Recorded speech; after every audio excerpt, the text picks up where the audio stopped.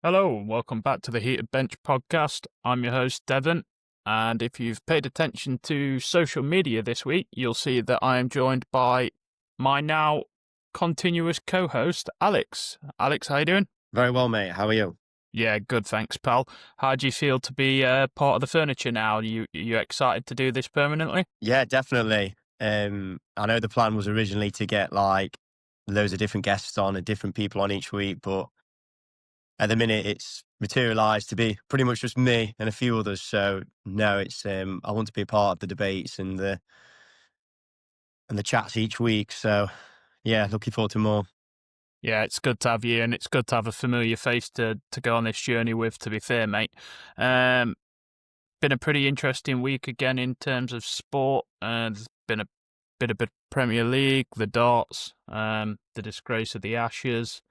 But this week we'll touch on that. But this week we're going to go a little bit different.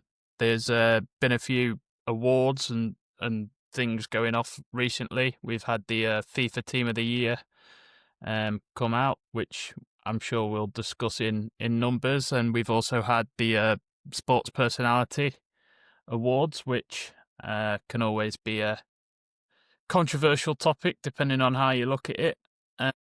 So I'd like to probably just cover them, have a bit of fun with this one, seeing as it's going to be the last episode before Christmas.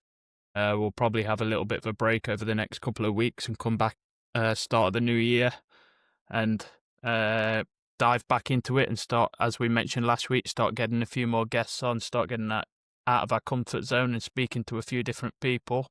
But I think we should jump straight into the FIFA's best men's 11 team that was released this week. I'm just going to chuck it up on screen now so the viewers can see it as well, and we'll have a bit of a discussion about it, mate. So there it is, team of the year. As you can see, in goal you've got Donnarumma, left back Mendes, Van Dijk, Pacho, Hakimi, Palmer, Bellingham, Vitinha, Pedri, and Yamal and Dembele up first. I'm going to let you take the lead this week, mate. These sort of things are a little bit more you than they are me. You probably watch a little bit more football than I do. I know when this came up in the group chat, there was one or two questions asked about it. So yeah, take the lead, mate. Let's have a talk through it, see what we think's right, what we think's wrong, and take it from there. I mean, first of all, how the fuck has Jude Bellingham and Cole Palmer got into this team? Please tell me that for the love of God. That and to be honest, I think most of them I can get, particularly the Paris Saint-Germain players. They make perfect sense. But Palmer and Bellingham and the formation and the team and how they've done it. Look, I know these teams are a bit fucking. Do you know what I mean? They're obviously fake. They're not going to play together. So you just pick and choose where they play. But like in terms of like an actual team and a system, the players don't even fit in these positions. And then, like I say, how Palmer and Bellingham have got into these teams, I've got absolutely no idea. I mean, well, shall we just run through them individually, see what we agree with, Yeah, see what's up for debate? well, let's go through it individually then. Like I say, you probably know football from the past year a little bit better than me. So if you throw out sort of who you thought the candidates would have been for each position and who's sort of potentially missed out, and we'll have a discussion back and forward on why we think they should have been, or why the person that's in has got in. And I think we should do it that way, to be fair. And I'm pretty sure the FIFA Best Men's 11 works from January to December. So it works on the calendar year as Right. opposed to the seasonal year, if that makes sense. So it doesn't work from. So it's not like the Euros at the end of last year would play an effect into Don't think so. I this. could be wrong on that, but I'm sure it works on the calendar year. Right. Whereas, Okay. like the Ballon d'Or, for example, that's given out in October. That does work on the seasonal year. Right. Okay. So, like when I know we've always had the debate about when Messi and Haaland, who should have won it, who should have not. You thought Haaland, I thought Messi. But when Messi got awarded the award, he was playing for Inter Miami, but it was what he did for Argentina and Paris Saint-Germain through that season. Yeah. made him get the award, if that makes sense. Yeah. Yeah.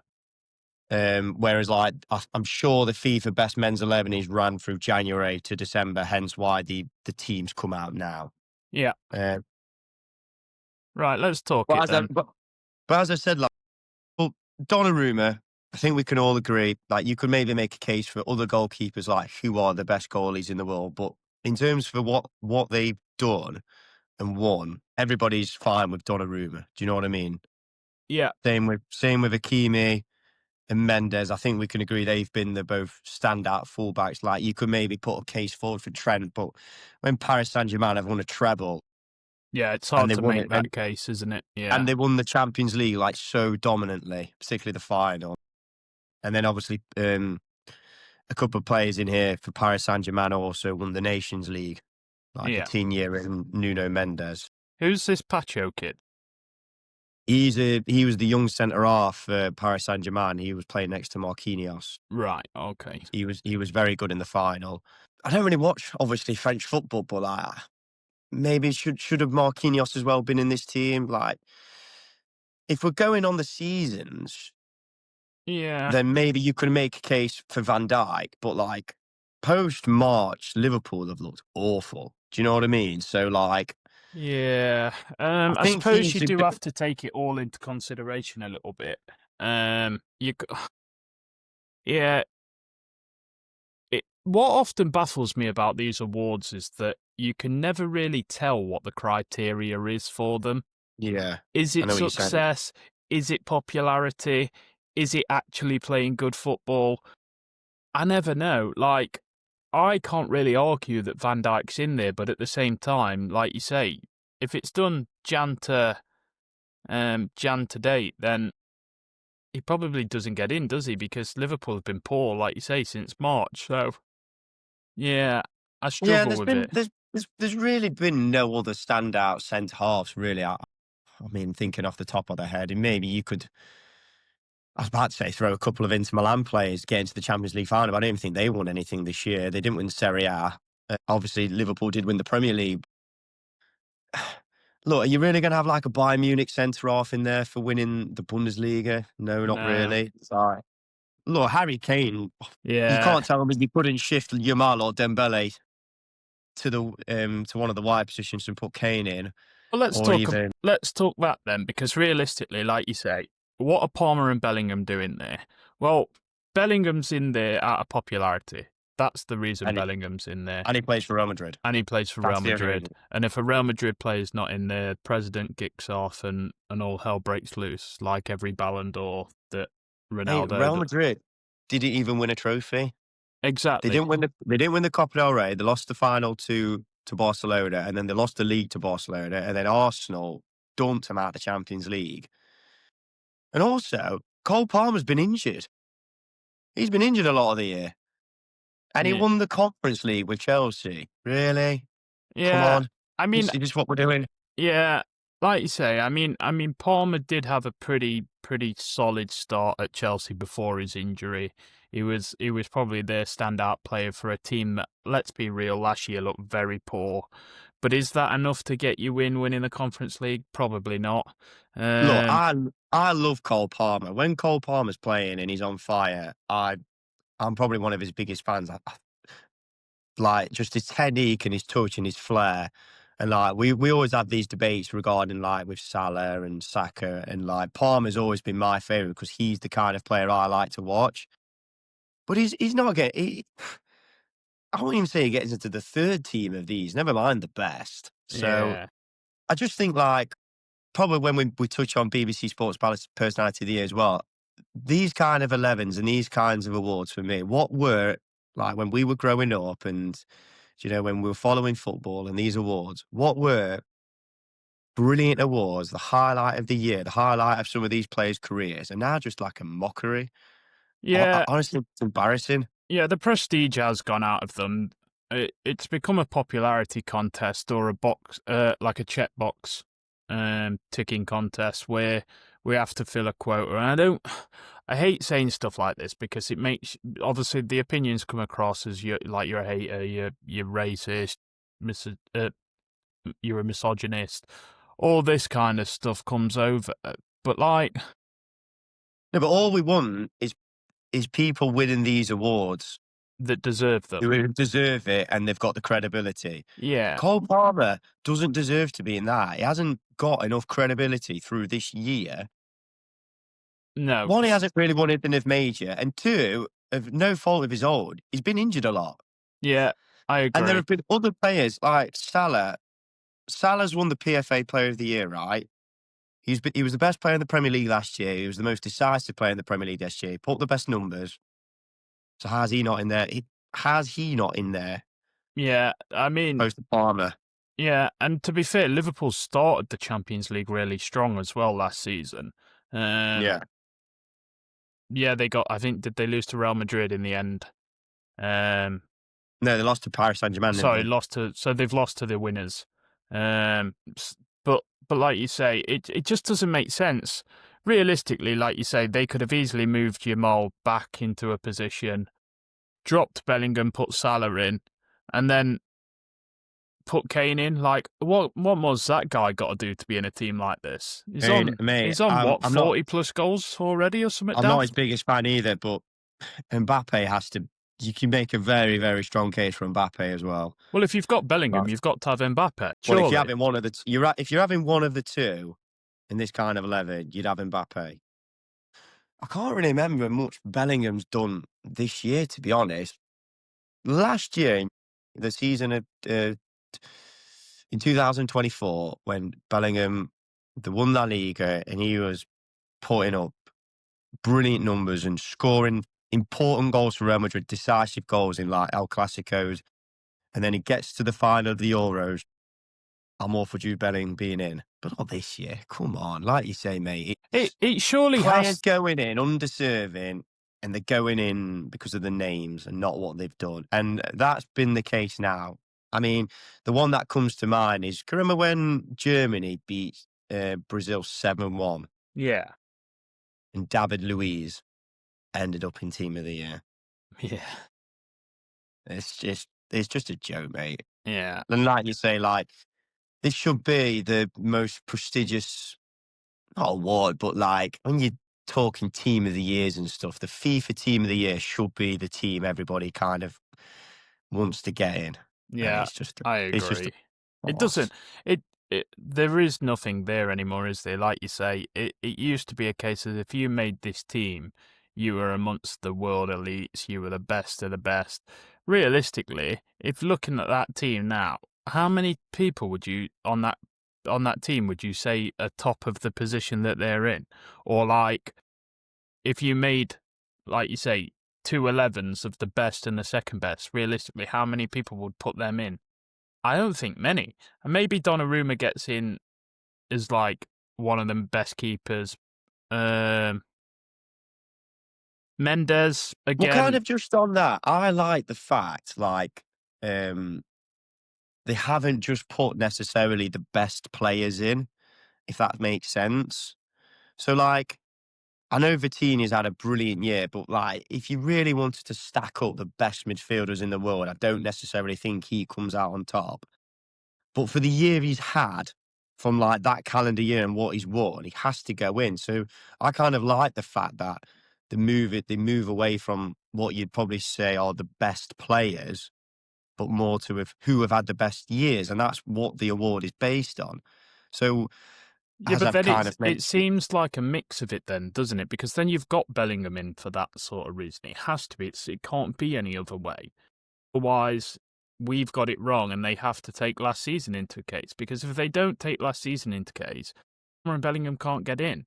Palmer and Bellingham exactly that's kind of had my good point. Yeah. Euros and whatnot, half decent domestic um success. I suppose they both won something last season. But then I know we're just going over the same things, but it's hard to get your head around what they actually judge these competitions on.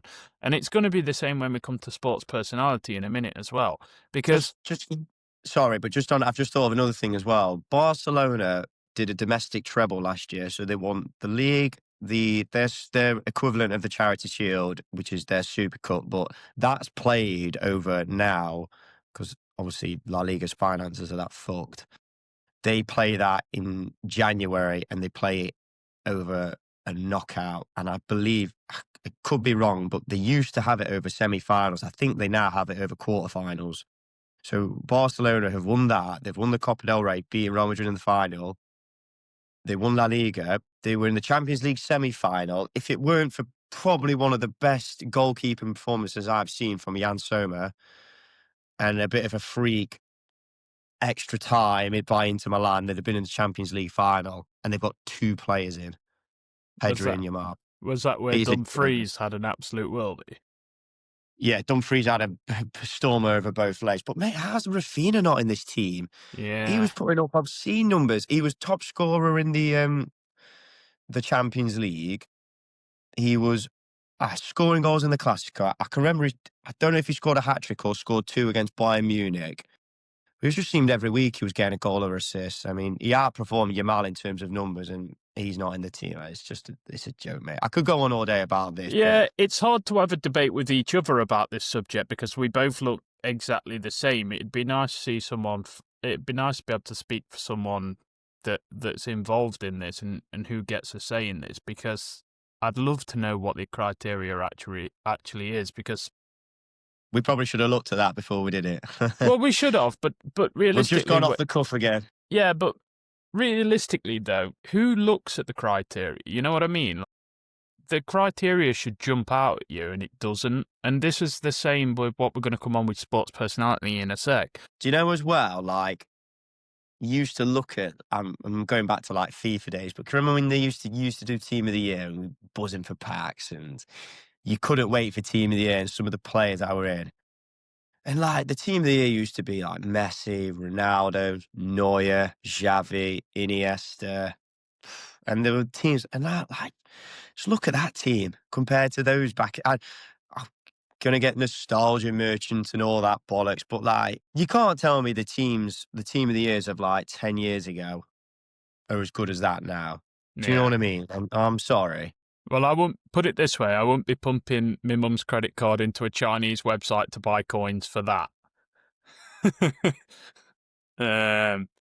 I know, Team of the Year Dembele with his 5-star Wii Foot and 5-star skill moves will be broken as fuck. Yeah, and that's why I don't play them games anymore, because so would my monitor. Let's move on then. Let's move on to sports personality and lose our head a little bit more and talk more about why we don't know what the criteria for winning these things or even qualifying for these things are, because we're going to get a lot of hate if this goes viral, because I think we have some pretty strong opinions that actually we agree on again. So let's go for the main sports personality of the year this year. It was whittled down to 6 contenders. You had, I believe her name's Ellie Kildoon, the female rugby player. Obviously Rory McIlroy. You had Chloe Kelly, Luke Littler, Lando Norris, and you have to remind me of the goalkeepers. It's Hannah Hampton. Hannah Hampton, that's the one. All, well, to be fair, I would say they were all viable nominees. Yeah. Some for the success, some for their actual personality, if that's what you class it as. But we'll go down. So the top 3, well, that's how it ended. 6-1. Obviously, Rory won. Ellie Kildoon 2nd. Lando 3rd. Hannah Hampton, Chloe Kelly, and then Littler finished in 6th place. I don't think the bottom 3 there are actually done in order as such, if that makes sense. Right, okay. Do they not get put in a... I think it's just the top 3 and then they're just the best of the rest. Yeah. Right, just, okay. There's no order for them. I believe anyway. So let's talk this then. For me, looking at this, there was only... fucking gonna get hammered for saying this. There was only 3 winners and they were all male. I'm not a big follower of women's sport. I'll watch the cricket if they play.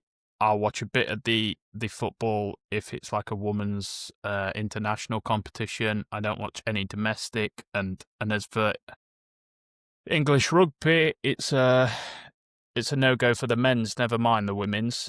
I am not a massive golf fan, but I can understand the achievement of what Rory has done. Finished his Grand Slam after so many years on tour. Was monumental at the Ryder Cup in a European win on American soil. And obviously looking at this, he had some big victories in other events on the tours. So I don't think you can really argue the toss as to why he shouldn't have Rory won. was the worthy winner. Like, let's not kid ourselves. No, Ellie Kildoon, like I say, I don't follow the sport, but reading that there, at a Rugby World Cup has scored 5 tries, including 1 in the final. She scored 4 tries in the Six Nations and 14 tries for Harlequins throughout the season. So the thing that frustrates me about this award, Alex, is that there is for achievement, right? But then you go down the list and you look at Chloe Kelly, for example. Her thing, she scored a decisive penalty in the European Championships for England in the final, as well as a penalty and a late goal in the semi-final. She made the team of the tournament and played a key role in Arsenal's Champions League win.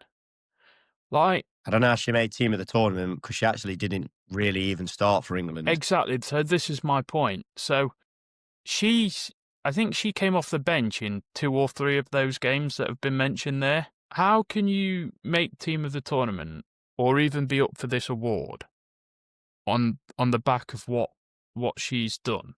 Now, what I would say is she did handle it.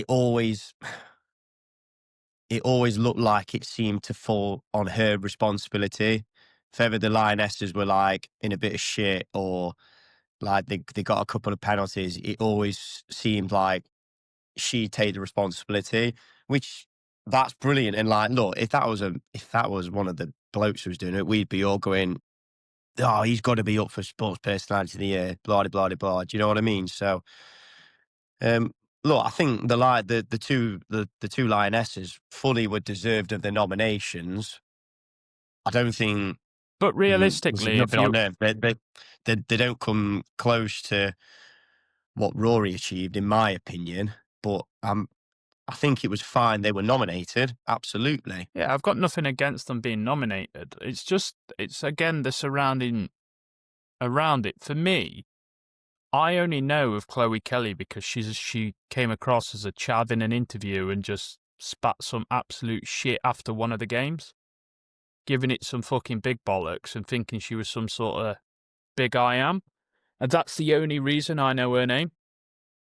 No, she's to her credit, she scored the winning goal in the European Championship final last time England won it in 2022, I believe. And then obviously she scored the winning penalty now. So look, like her moments for England have obviously been brilliant. But and like I say, it's nothing against her or the other girls. It's just what Rory achieved this year. It's like he's the 6th player to achieve the career Grand Slam. Like just think about that. 6 players in the golfing history, and nobody's done it in Europe. Nobody's done it in Asia.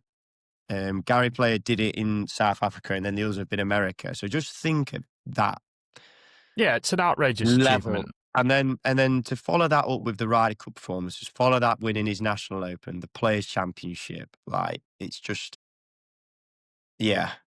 Yeah, it's ridiculous achievement. But again, it's like I just don't get what. What would your have won? What would your 1, 2, 3 have been? I'd have taken Ellie Kildoon out and replaced him with Luke Littler. And had Littler as your second. Yeah, if not, see, I'm going to advocate for Littler actually being number 1. and we'll go on to it in a minute because this is going to cross section into the young sports personality as well. But I just want to touch on Lando before we go any further. To see an 11th Brit back on top in the F1 was unbelievable. It's been a pretty hard season for Lando. He had some back and forwards with his teammates, and then the pressure obviously from Red Bull and Max towards the end. And he did what he needed to do in that final race to get back on that podium. And it's good to see a British team with a British driver back on top in the F1.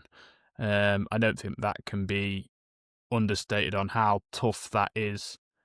That is to do. I think we get lucky every now and then in F1 with certain people. You've got your Maxes, you've got your Lewises, you obviously had your Vettels, your Schumachers, your big names of the past. But to win an F1 title is a monumental achievement, and it takes some serious dedication to get there. So I'm quite impressed, and I'm quite happy that Lando actually made the top 3. It's not enough for me. Maybe if he does it back to back or in a couple of years, then fully deserved. But I think he showed a lot of bottle, and I think that deserves to be for where sure. he's at. It was probably unfortunate, really, that it fell on kind of the year Rory had, because I think Lewis Hamilton's he's at least won it twice. Yeah. So yeah, there's plenty of chances for Lando to win it again. But I didn't mind Ellie Kjolund being second. Like, look, if you've inspired your team to win at a World Cup, then I don't really follow rugby like you do, so I couldn't really comment. But you know, if you're winning the World Cup and you're the person who's, you know, the leader of that team or the best player or whatever, then you're fully deserving of your nomination. But kind of what I've said, what Roy did this year is pretty much unprecedented, really. Yeah. Other than obviously the 6 other players, but I'd like to have seen maybe when the 5 other players won their Grand Slam, did they do it in like a Ryder Cup year and had the year that Rory had in it? Do you know what I mean? Yeah. Yeah, no, Look, I like I agree. say, nothing really offends me on that list, to be fair. Well, it does me, and I'm going to tell you why. And I'm going to go across Okay. to the next one as well. But we're going to cover Luke Littler. So this was the young sports personality again. Littler finished runner-up, I believe, in this one. I think this is actually in order. Oh, I've gone too far.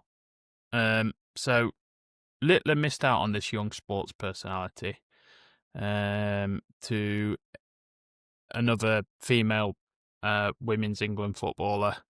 To be fair, she came off the bench, I believe, in a couple of games, Yeah. the quarters and the semi-finals, and scored last-minute equalisers in both of them, which Yeah, in the semi-final. which essentially put England in the position they were in.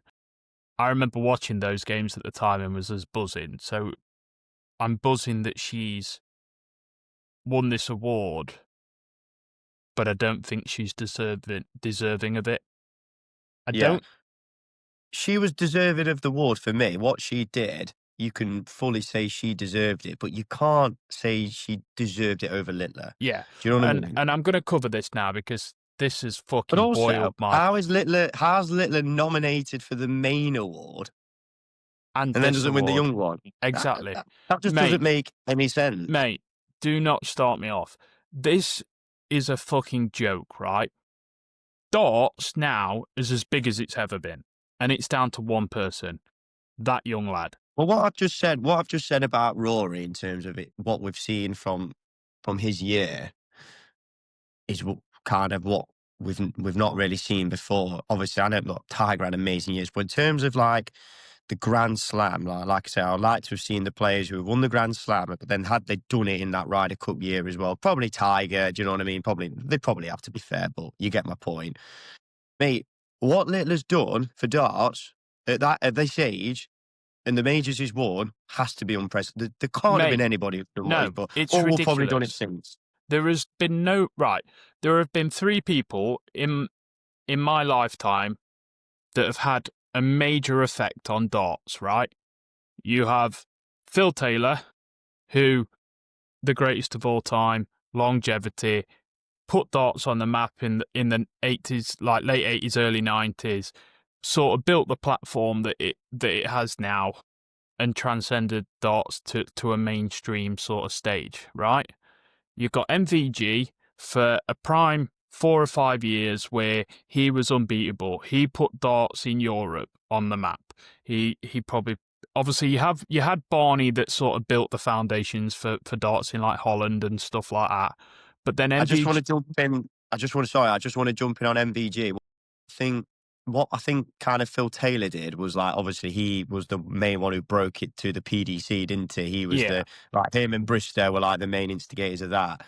But then Taylor was just like dominating, obviously, other than a percentage of Barney and John Park. But what MVG did, I think, he really yeah. raised the level of everybody else. Do So you know what I mean? MVG took the sport to the peak that it's at now, where you see guys that aren't even seeded turning up on stage, averaging 90 odd, and knocking seeded players out in the World Championship.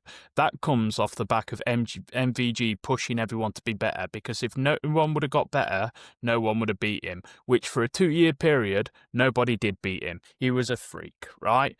But then you take Littler, right? So you have this sport where, for a couple of years, I mean, I've followed darts now for probably 10 years, but like really followed it for probably the last 4 or 5, like really followed it.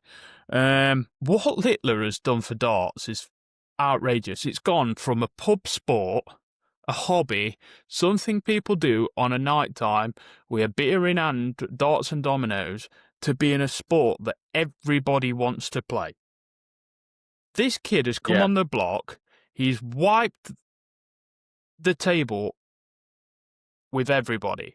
Like, he's won majors. He's won the World Championship. He's the youngest ever world number 1. He's winning a World Championship and getting to a final in his first 2 years. Precedented. I think the next youngest was MVG. I think he was, 22 when he won it? Did Littler win the Premier League as well? Or did Humphries No, he win lost that? in the final to Humphries. But again, he topped the Premier League stage. He just lost in the knockout stages of it, which knockout tournaments, that can happen. If it was done on a league table, he'd have pissed it. Mate, yeah, it's that's not taking anything away from. I don't want to get a name on Michelle. I don't want to Argument. butcher her name. I don't want to butcher her name. She was decisive in England winning the European Championships, 100%, But it's a and personality she's a award. worthy winner. What Littler, like I said, what Littler has done, it is unprecedented, and to be nominated for the main award and then to not win Mate, I just don't get it, right? Well, I I'll tell don't you get why I it. didn't. It's I'll called tell a... you why I didn't win it, because he won it last year. That'll be the reason. Yeah, but He it's didn't win it something else. ridiculous. It's sports personality. So it's not sports what we've won. It's sports personality. And there isn't a bigger personality in darts at this moment in time than Luke Littler. And he is, like we've said, he's transcended this sport to a point where academies are turning kids away because there aren't enough people to help run it. There is money flying around in darts like no man's business now. The PDC have had to put the prize pools up because it's getting more and more competitive. They've gone from a so many tournament to a 128-man tournament for the World Championship now. It's like, that's not a coincidence, is it? the sport has blown His up. 2 years where he's got to the final and then won it. The year after that, they've had to expand the tournament because darts is that popular. Like me and you play a friendly tournament at our local dart shop on a Thursday night. Some weeks there's 20, 30 people there playing for a fiver. Like, and they're good players. and they're good players, yeah. And the standard of darts is crazy. But like, if I go down to Mansfield Cues and Darts now to buy some stuff Shout today, out to them. yeah, shout out to them. Brilliant company. If you are in need of any darts and are in the Nottinghamshire area, we do recommend popping down to Mansfield Cues and Darts because they're a great set of lads. Very helpful. They've got a fantastic setup. They've also got a couple of golf sims in there if that's your kind of thing. But back to the point, like, if you go in that shop now, it'll be empty and you won't be able to buy any Luke Littler stuff because it'll be gone. because he's the first thing that goes, because every kid wants to be Luke Littler. If that's not sports personality, if that's not what people want, then I don't know what is. Because if you can transcend a sport and put it on the map like he has in the last 2 years and not win an award for it, I don't know what it is. And it just makes me look at these awards and think, what a fucking joke. Yeah, not really much more to add from that, to be fair. Like I say, Michelle, like I say, I don't want to butcher her second name, but she she was very decisive in England winning the Euros, but lots of people have been decisive in winning European Championships and World Cups for their country. But what Littler has done is unprecedented. So Yeah. nothing much more to add from what you've said. We'll No. move on to the next award. Which was the sports team of the year, which, again, I don't think you can really argue with. No, and to be honest, if any one of them would have won it, fine. Because if you're winning the European Championships or you're winning the World Cup or you're going to America and winning on their soil, any one of those achievements is a worthy winner. Do you agree? Yeah, no, can't argue with it, mate. Can't argue with it at all. And Especially, and in defence, particularly to the Lionesses, because they've defended the Euros as well. They've gone back to back. So yeah, I can't think of many teams in the men's game who have gone back to back in major tournaments. no, agreed. Never mind. And Never mind in the whole of the sport. So yeah, and like you say, it's a pretty crazy achievement, to be fair. And they'd have been very deserving winners if they'd have won it. The thing that gets me, the thing that I like about the golf win and this, there are not many sports or many team events where you can go to foreign soil and it be as hard to win as it is in the Ryder Cup. Maybe the Ashes is the other one that it very rarely happens. You've almost lost before you've even got there. Then you get especially it.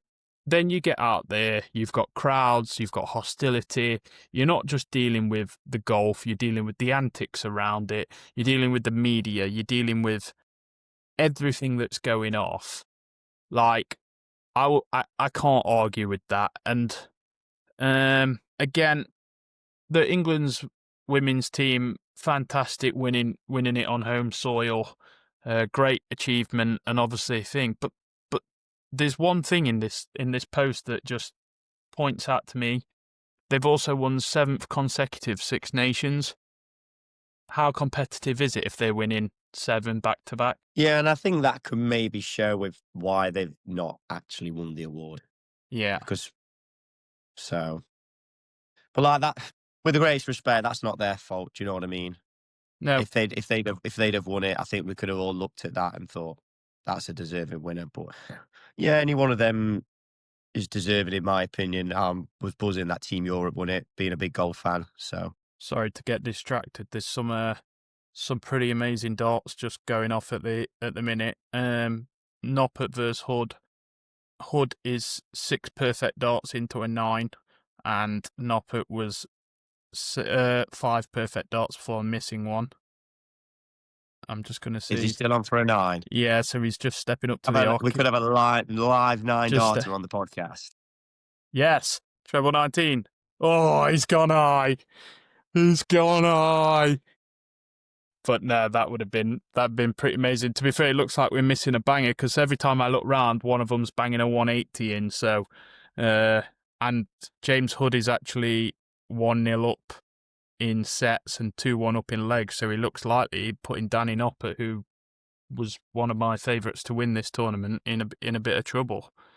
Yeah, I don't want to get sidetracked, but did you hear what Gerwin Price said in his interview? He was asked if he prefers set play or leg play, and he says he prefers leg play because he feels set play is too much of a leveler for the unseeded players, which I thought was interesting. Yeah, it's fair enough. Well, that brings us on to it then, mate. We'll have a bit of a roundup. We'll cut this episode a little bit shorter this week because... Well, could I just add one thing onto the sports personality here? Look, there was 2 awards there. One was the Coach of the Year, which went to Serena Wyman, and I think the other nominees were from. The other one was Luke Donald, and look, Donald's not really a coach, is he? As such, obviously he's the captain and he's picking the players and picking them in order. But again, it was between Serena Wyman and the women's rugby coach, and if any of them would have won it, fair enough. And like I kind of touched on, Serena Wyman fully deserved back-to-back European Championship, World Cup final in there. No arguments with that. Brilliant. And then there was the World Sports Star. Did you see that? Was that the one that Thierry Henry won? No, that was the Lifetime Achievement Award. So Thierry Henry fully deserved winner of that as well, by the way. Yeah. It was won by, I believe, a pole vaulter, and he'd broke. I was having a look at the criteria because my first thought was, how's Terence Crawford not won this, by the way? Is this the guy that broke his own record so many times and just moved Yeah, it up it's by like a 5 times. centimetre every time it goes up? Something like that. Yeah, I think so. Yeah, he won it last year and then he's won it this year. But I just wanted to shout out Terence Crawford, really. I mean, Yeah. 42 fights, 42 wins, and he's world champion. Undisputed world champion, three different weight divisions, ways. and beat arguably one of the greatest fighters ever in his final In fight Canelo. in Saul Canelo Alvarez. Yeah, it's Unbelievable. It's an unbelievable achievement, and it's one of those that probably deserves more. I don't know if they do anything like that in America, but I'm sure the boxing world will crown him with all the achievements that he thoroughly deserves. Could you maybe say I know people get this tag thrown at them in boxing all the time where they've not fought everybody, but could you maybe throw that at Terence Crawford? I went through his record. I'm not a big boxing fan.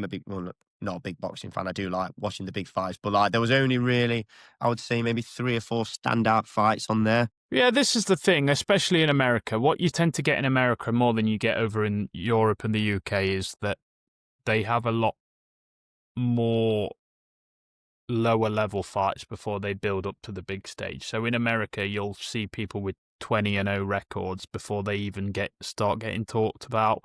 That's what happened with Joshua, wasn't it? He was fighting on like the undercard of Frosty Groves and that. Yeah, it was. So. But when you look at Joshua, I mean, Joshua fought half decent journeymen around 11 or 12 fights in. Fights that he was never really going to lose, but he was fighting journeymen that were seasoned, that had gone rounds with other heavyweights, that you knew weren't going to be that they were just a stepping stone to that next level. And then you forget, like, he took the Dillian White fight in like 16 fights, which are real dangerous fights, one that he'd lost in the amateurs, one that could have been a real like a slippery slope for his career before it had even started. So, like, no, I don't think you can question Joshua's. No, to be fair, but again, in boxing, I'm probably doing Crawford a bit of disservice there because the heavyweight division is just stacked, isn't it? Yeah, and to be fair, when you look at it, and when you look at Crawford's record, I think there was Brook on there, there's Spence on there, there's Khan on there, obviously Canelo. You don't go 3 weights without being unbelievable. Like, to step up 2 weights and win a world title against someone like Canelo takes unbelievable. I think he unified one of them as well, didn't he? Yeah, what's scary with that is that Canelo, the weight that he fought Canelo at, like, Canelo's gone 2 weights up from that. So Canelo's fought big guys and knocked them out. How many weights is he? He must have fought. I think he's a 4 or 5 weight division, and I think he's won a title in 4 of them. I think it is, which is fucking unbelievable. Did Crawford knock him out, or did that go to a decision? It went to points, mate. But Crawford was. It was pretty unanimous. I was about to say, because you actually have to dominate to get points against Canelo. He boxed his tabs off. It was like watching me versus Canelo, mate. It was fucking ridiculous. Like, the level in boxing ability there was fucking crazy. Like, Canelo's known for being the tough, durable bloke. Obviously, his stamina, his pressure, his ability to take a shot and carrying his power all the way through the fight is what's made Canelo a joke. But he never, ever got into a position in that fight to land a glove on Crawford. And every time he got close, Crawford was just like, boom, see you later, boom, see you later. And as he's moving out, he's landing 2 jabs and Canelo's swinging his arms like, what the fuck's going off here? It were like boxing 3 men, mate. It was ridiculous. Also, just before we move on to the darts, shout out the Joshua Jake Paul fight. Oh, yeah. A lot of Fair questionable. play to Jake Paul. I've said that all along. Got some stones to take that fight. And I tell you what, he's got some pretty decent boxing fundamentals to have survived as long as he did. Was Joshua going to sprint across the ring and try and smack him? No. Did it play out exactly how most people thought? Yeah. Is there a gentleman's agreement in the background like you think? I don't think so, but that's a story for another day. But yeah, Alex, we're rolling up onto 45 minutes, so let's just quickly cover the darts. There's been a few shocks in this second round. So the second round started on Saturday. A couple of statement wins there with a couple of 3-0s in the afternoon session. Seeded Dirk went out to unseeded James Harrell in a pretty tight-knit game. Sad to see in the evening session that Michael Smith's downfall has just continued. Obviously, there's no secret that he's struggling with injuries, arthritis. It's really playing on him now. Will he ever get back to the top? I don't think so. Yeah, you don't know if a bit of hunger's gone as well from him, like a bit of Yeah, desire. I think he's said in the past, hasn't he? There was a lot around when he changed his darts as well, wasn't there? Yeah. Seeded Chris Dobie losing out to Andrew Gilding, but I mean, Andrew Gilding's a major winner. It's not. Yeah, that's not. It's not a big shock. Bunting looked lots better in his second round game, put in a pretty statement win over quite impressive Nitin Kumar in the first round. To be fair, he came out and first Indian player to ever play on the world champ stage and soaked it all up, and the crowd got behind him. So it would have been a pretty tough night for Stephen, and he had a pretty poor first round, but yeah, he's come in with a pretty statement win. So moving on to the next round. The big one from this, obviously, poor Don Taylor. Well, I say poor Don Taylor. Don Taylor getting caught, from what is being reported as cocaine abuse in his system, which he's, I believe, released a statement stating that from some childhood trauma, it's sort of been his way to deal with it, but unfortunately for him, it's the second time he's been caught now, so he's got some pretty tough sanctions probably coming his way. Just hope that the PDC are doing as they say and helping the guy get on the right track. No one in this life deserves to be punished for what they suffered growing up. So fingers crossed fingers crossed for him that he can get the support and maybe get back on that world stage, which means Clayton obviously gets a bye through to the next round, which the Ferret will enjoy. The old boy Krzysztof Ratajski on Sunday afternoon picked up a win. Quite magnificent game to watch was the Joe Cullen Mensur Sulovic game. Wow. I mean, I think we've got pretty contrasting views on this one. Mensur's known for playing quite slow, quite methodical, having quite slow games, putting the pressure back on the opponent. But that, for me, at the weekend was a joke. It was slow. It was off-putting. He was celebrating winning the first leg of a set by running over to the crowd.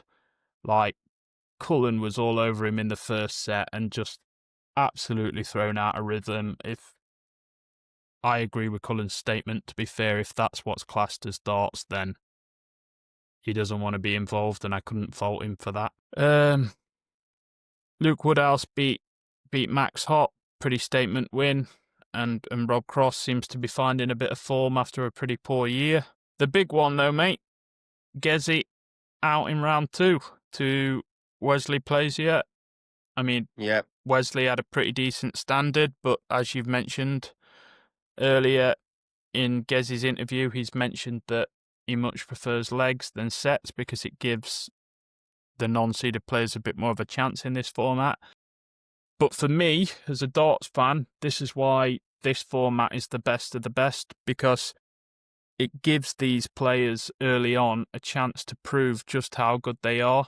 And these world world level darts players in Gezi and Littlers and your Damon Hetters, as you see there, have to be on it from the first dart. There is no building into a game. And I think we said it prior to the tournament, if anyone was going to lose early, if any of these big players were going to lose, like Littlers or whatever, it was going to be early on, and it seems to come to fruition. But yes, Is that all the results? and then obviously some were played this morning, and some are ongoing Okay. now. Johnny Tartar beat Ryan Meikle 3-2. Alan Ridds and Daryl Gurney played a pretty outstanding game, with Callum Ridds picking it up in just before the sudden death round in a 3-2 win.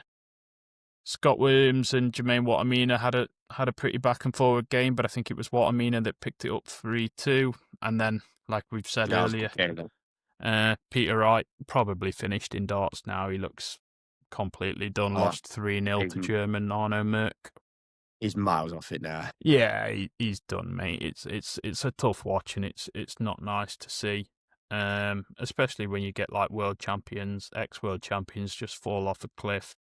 We want to see the best of the best around for a long time, and unfortunately, I think that might be the end of it for him.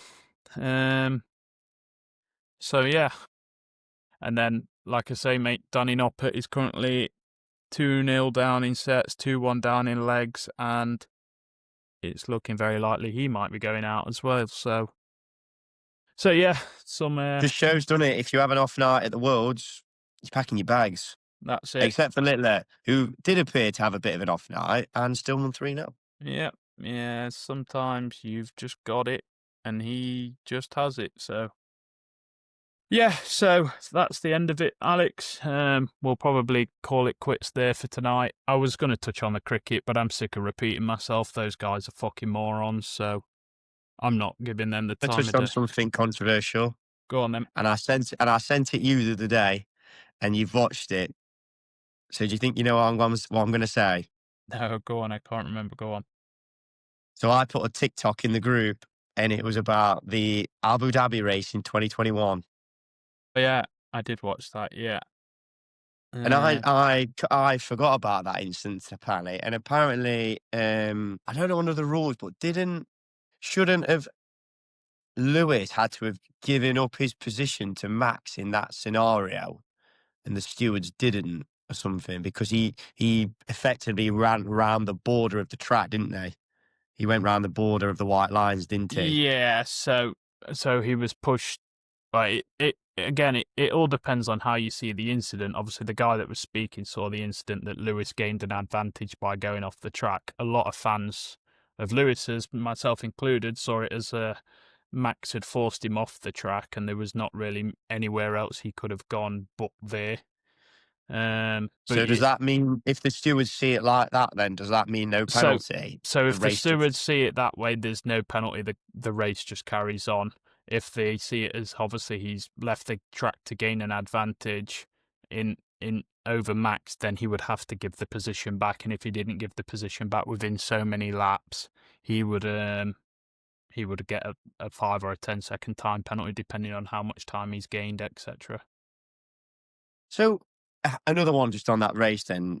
Lewis had such a far advantage in that race. Why didn't you think at all they just pitted him and put him on fresh tyres? Because like 40 laps in, when he'd already lapped 2 people at this stage. Because the gap was never big enough for Lewis to take that pit stop as like penalty free. If it was a slow stop, he'd have lost the position. So it was always a risk to do that. As for trying to pit him when the safety car comes out, again, he was just never in a position. If the race would have ended how it should have ended, behind the safety car, then Lewis would have just passed first place behind the safety car. There was never really a need for pitting him.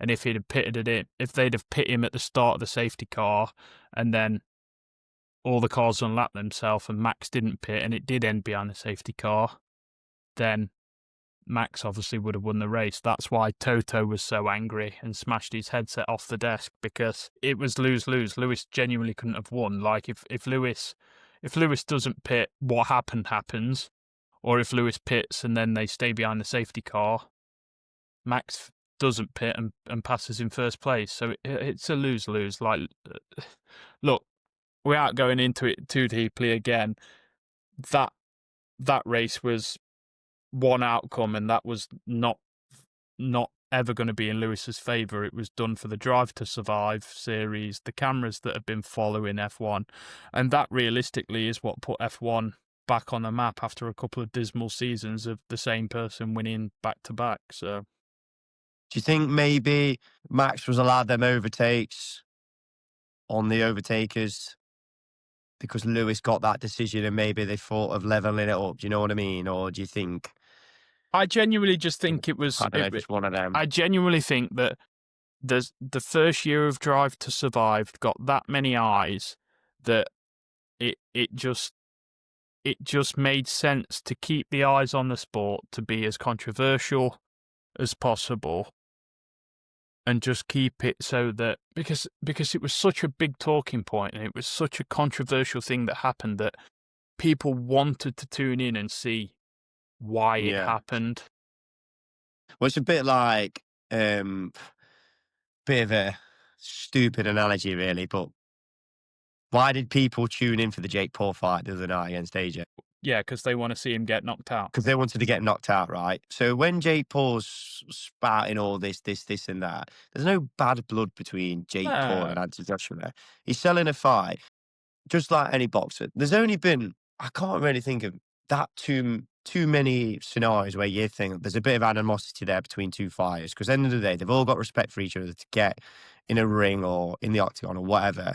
But Froch and Groves probably had a bit of animosity. They're all right now. So yeah, it's like you say, it's to get viewership and now as a result, I think there's what you've said there, like what Jake Paul has. There were people tuning in to the following season to see what watch Red happens Bull again. and watch Verstappen and watch Horner, and have a bit of a hate watch like we all do. Yeah, that's it. Right. Going to call it quits, mate. We're going to leave it there. I just want to say thank you again to everyone that's tuned in so far for these episodes. It's been a blast. We are going to have a couple of weeks break, just spend some time with the family over Christmas, have a sit down and look at what we're going to do going forward. But as we mentioned, we're going to try and get some guests on in the new year. Some people are a little bit closer to sport than we are that can give some actual opinions and facts on sport rather than just fabricated guesses and facts that get thrown around a group chat as our argument. But yeah, Alex, again, it's good to have you here. It's nice to have you full time. I hope you have a great Christmas. I hope the family get everything they want.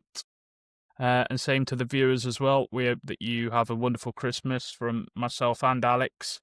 I hope you're all spoilt to death. And yeah, so we'll see you in the new year. Cheers, guys.